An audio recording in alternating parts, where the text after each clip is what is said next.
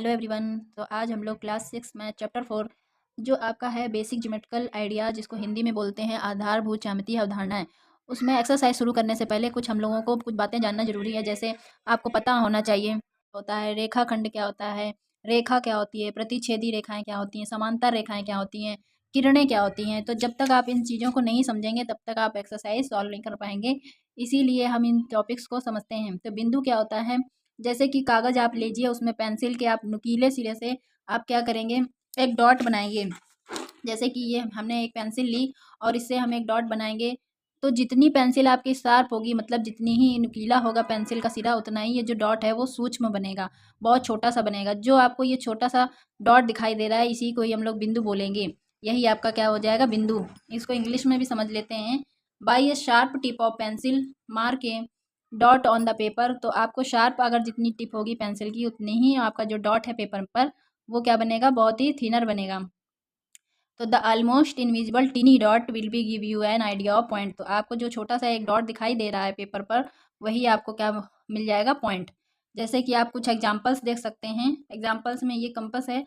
Compass में आपको ये जो आपको सिरा दिखाई दे रहा है, ये आपको यही आपका क्या बनेगा। जब आप इससे कोई सर्कल बनाते हैं तो आपको क्या होगा, एक पॉइंट जैसा यहाँ पर मिल जाएगा ये। तो यही आपका क्या कहलाएगा, पॉइंट, मतलब बिंदु।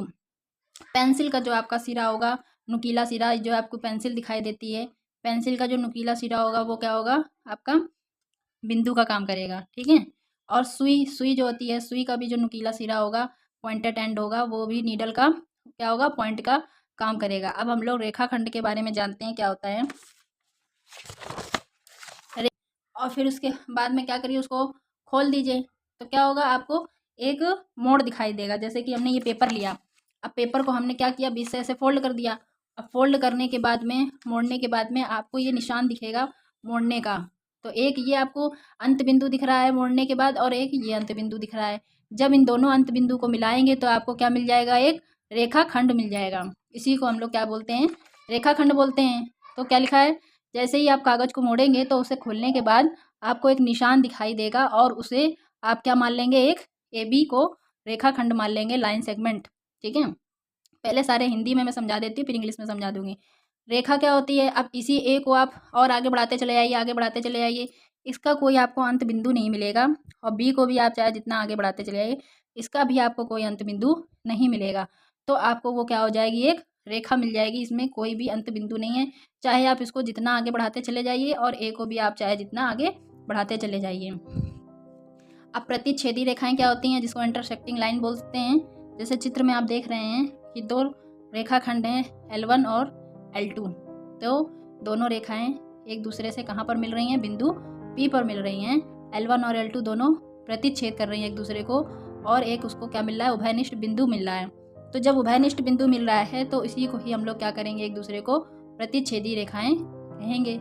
समांतर रेखाओं में क्या होता है कि ये कभी नहीं आपस में मिलती है, और इनका कोई भी प्रतिच्छेद बिंदु नहीं होता है, उभयनिष्ठ बिंदु नहीं होता है। जैसे ये एक दूसरे को काट रही हैं, ये कभी एक दूसरे को नहीं काटती। जैसे आप रेल की पटरियाँ देखते हैं, बिल्कुल दोनों सीधी चलती चली जाती है, समांतर एक दूसरे के कभी नहीं मिलती हैं। जैसे स्केल है, स्केल आप देखते हैं, स्केल की दोनों जो रेखाएं होती हैं आपस में समांतर होती हैं।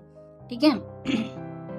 अब हम लोग किरण के बारे में जानेंगे। किरण क्या होती है, किरण रेखा का एक भाग होता है। जैसे ये रेखा है, कोई एक भाग तो निश्चित होता है, बिंदु जहाँ से प्रारंभ होती है किरणें निकलना, वो तो निश्चित होता है, लेकिन जो एक दिशा में जहाँ तक जा रही है अनंत तक, उसका कोई विस्तार मतलब नहीं है, उसका कोई अंत नहीं है। जैसे कि हमने एक टॉर्च ली, अब टॉर्च का एक निश्चित बिंदु है जहाँ से किरणें निकलेंगी, लेकिन ये कहाँ तक किरणें जा रही है, इसका कोई विस्तृत है। ये कहाँ तक जा सकती हैं, सूर्य की किरणें हैं, ठीक है, ये कहाँ तक जाएंगी कुछ पता नहीं है, तो ये आपकी किरणें कहलाएंगी। आप चलिए इंग्लिश में समझ क्या होता है व्हाट इज लाइन सेगमेंट। वही आपको पेपर फोल्ड करना है, फिर उसको अनफोल्ड करने के बाद में आपको चेक करना है कि आपको एक निशान दिखाई देगा, ठीक है, और उसमें दो एंड पॉइंट दिखाई देंगे, ए और बी। लाइन सेगमेंट मान लेंगे। लाइन क्या होती है, व्हाट इज लाइन, तो इमेजिन करेंगे जैसे यही लाइन मान लीजिए, तो ए को हम लोग और आगे खींचते चले जाएंगे, एक्सटेंड करते चले जाएंगे, बी को भी हम एक्सटेंड करते चले जाएंगे, कोई एंड पॉइंट नहीं होगा इन दोनों का। तो जब एंड पॉइंट नहीं होता है तो उसको हम लोग लाइन का डेफिनेशन दे देते हैं। इंटरसेक्टिंग लाइंस क्या होती हैं, जैसे आप डायग्राम देख रहे हैं L1 और L2 दो आपको लाइंस दिख रही हैं और दोनों एक दूसरे को P पॉइंट पर क्या कर रहे हैं, इंटरसेक्ट कर रही हैं, मतलब एक दूसरे से मिल रही हैं यहाँ पर। तो ये आपकी क्या हो जाएंगी, इंटरसेक्टिंग लाइन। ऐसे ही पैरेलल लाइंस होती हैं, ये दोनों का भी आपस में एक दूसरे से नहीं मीट करती हैं, नहीं मिलती हैं। जैसे आप रेलवे ट्रैक्स देखते हैं, वहाँ पर दोनों एक दूसरे के समांतर चलती, पैरेलल कभी नहीं मिलती हैं। स्केल आप देखते हैं, स्केल में भी दोनों चीज़ें क्या होती हैं, एक दूसरे के, जैसे ये स्केल बना हुआ है तो स्केल में ये दोनों लाइनें क्या होती हैं, एक दूसरे के पैरेलल होती हैं। रे में क्या होता है कि एक लाइन का पोर्शन होता है जिसमें स्टार्टिंग पॉइंट तो आपको पता होता है, लेकिन उसकी जो वो कहाँ तक जाएगा, गोज एंडलेसली।